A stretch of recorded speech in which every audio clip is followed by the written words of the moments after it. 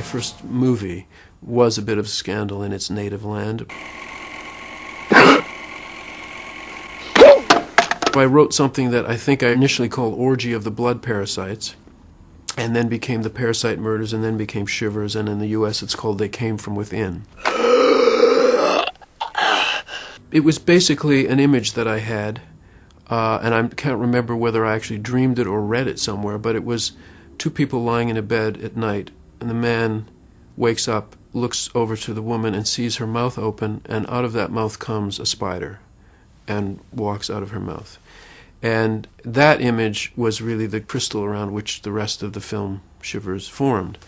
I couldn't actually do a spider because it's really hard to make those legs move, especially on a low budget. So it became a parasite. You got man, right? And you got parasites that live in, on, and around man, right? So, why not breed a parasite that can do something useful? Huh? A parasite that can take over the function of a human organ. For example, you breed a parasite that you implant in the human body cavity, and it hooks into the circulatory system, and it filters the blood just like a kidney does. And so it takes a little blood for itself once in a while. What do you care? I mean, you got enough, you can afford to be generous. I was at a film festival in Germany called the Hof Film Festival. Someone stood up, they had showed several of my early films, and he said, "How dare you show this film? You have so obviously stolen from the movie Alien." And I said, "But you know, this movie was made 5 years before Alien." And he said, "Ah, now we know who the thief is."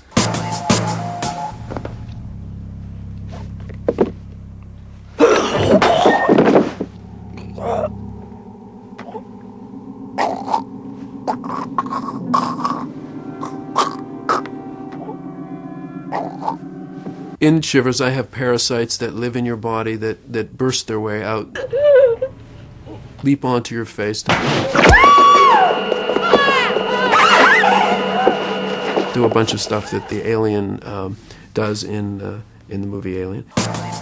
It started really by being inspired by the New York Underground and New York Underground filmmaking. I really wasn't thinking in Hollywood terms or sort of feature film terms. I began by wanting to make underground films, and access to them was immediate because in the 60s zeitgeist, it was do your own thing. You know, you didn't have to follow somebody around carrying film cans for 30 years before you got to, say, action. You could just go out, rent a camera, find a camera, steal a camera, bore one, and start shooting your own movie, and everything would work out from there. So I had actually done 2 short films and then 2 longer films in 35 millimeter with that sort of tone in mind, and really doing everything, carrying the cameras, cleaning the lenses, just sometimes shooting me and an actor and so on. And then I wrote a script that I thought was perhaps could be my first professional script. It could be my first movie as opposed to my first film, by which I meant I would actually get paid for doing this instead of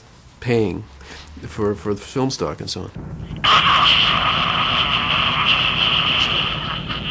It took me about 3 years, really, before I could get it made, during which time I was almost on the verge of going to Hollywood, I have to say. Because Roger Corman was very interested in making the movie. There were a lot of people who thought, no, this is a perfectly reasonable film to make. And I was just that far away from leaving when funding came through, most of it from what was then called the Canadian Film Development Corporation, which was a government funding body. The film got made, and then everybody's worst fears came true if you happened to be a bureaucrat. There was an outraged article written about this movie, which pointed out that taxpayers' money had gone into this abomination. Love to me, let's kiss, make up, kiss. This hideous, pornographic, violent, nasty thing.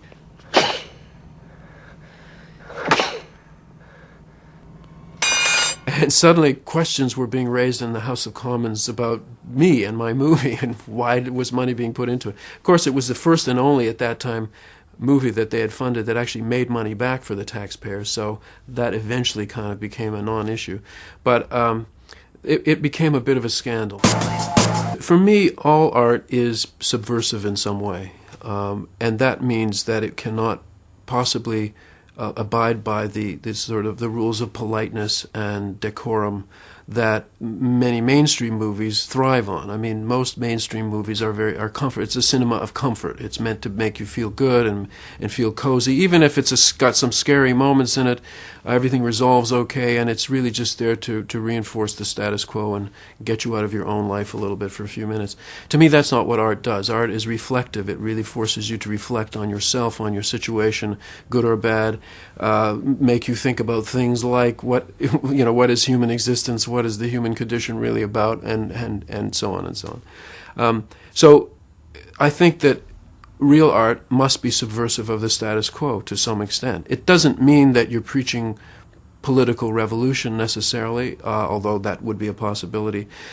So it's inevitable then, if you consider yourself an artist, that you are going to bother people, that you're going to disturb people, and that you're going to knock over a few walls. And I think even if that's not your main delight, as it is not really with me. I mean, my main delight, I think I'm very playful. I think playfulness is the main thing that I do. I play with the concepts, with the images, with the connections between things, the metaphors. And so I think I'm playful, not sort of hostile and nasty.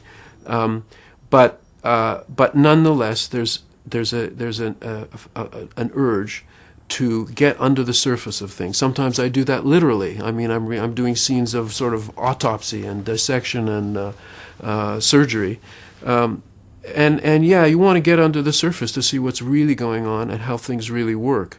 That does upset a lot of people, and to me, then it's an inevitable consequence of being a serious artist. When you find the look of the movie, the tone of the movie, the feel of it, it's a process that's ongoing. It's not suddenly one day you wake up and it's there, because it's delivered to the audience in many, many details.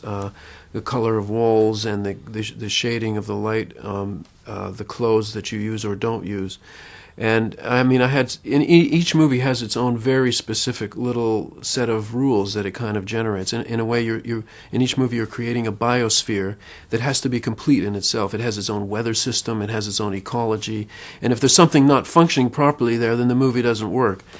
So to me, each movie is different because it has different demands. It makes different demands to make that work.